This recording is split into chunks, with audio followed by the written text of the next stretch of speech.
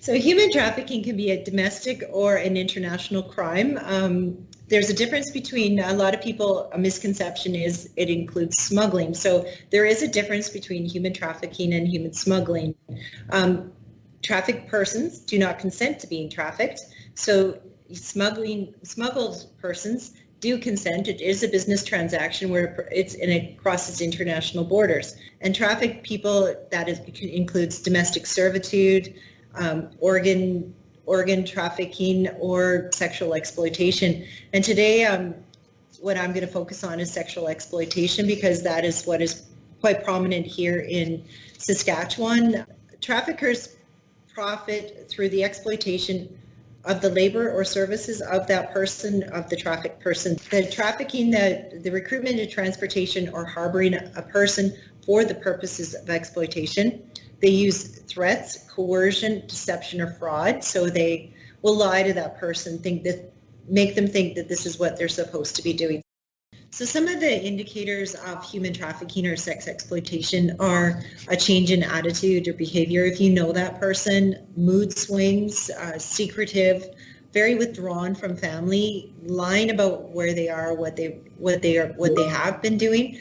And then if they say they have a boyfriend, but they won't elaborate on that new boyfriend or friend.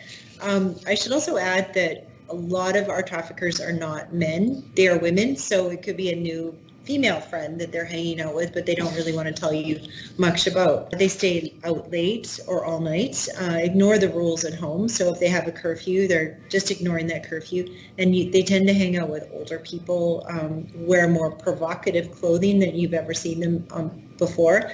And they may have signs of abuse, such as bruising on their arms or other areas of their bodies.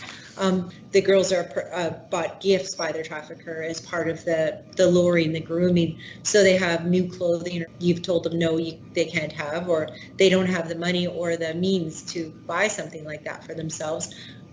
So you see all these new goods that they have, increased drug and alcohol abuse, increased violence. They get quite verbal. They use other language that you've never heard when they're yelling back at you. They become very distant from their family. The person is trying to have them being their confidant, the one and only the person that they talk to.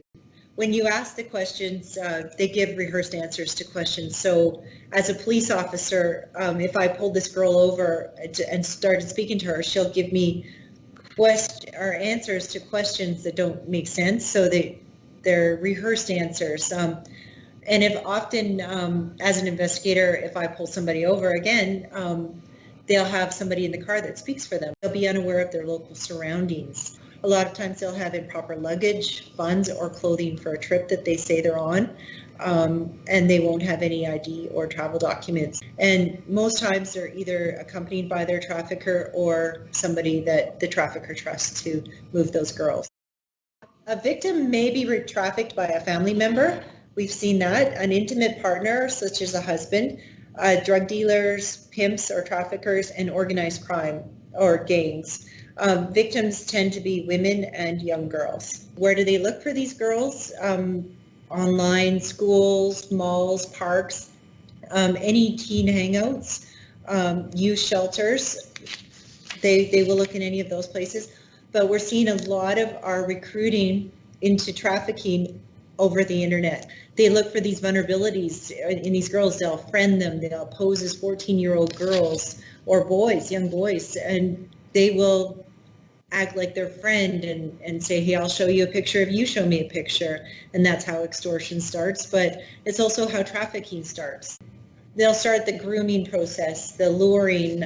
They'll sell glamour. They will send them gifts. They will challenge boundaries. They will push them out of their comfort zone and see how far they can push that young person.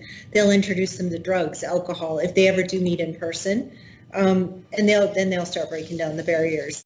And then once all of this is done, say they've met and they've gone to a restaurant, they've gone to hotels together, then it'll be the payback stage. Well, I've done all this for you. I bought you all these wonderful gifts. taken you to restaurants and hotels. We've gone away together. Now you owe me money. Now I want you to start paying me back. What human trafficking looks like in Saskatchewan is not any different from across Canada. Human trafficking or sex trafficking is a transient crime where the girls are traveling. They're not necessarily from Saskatchewan. They could be from Montreal, Manitoba, Vancouver, or BC or Alberta.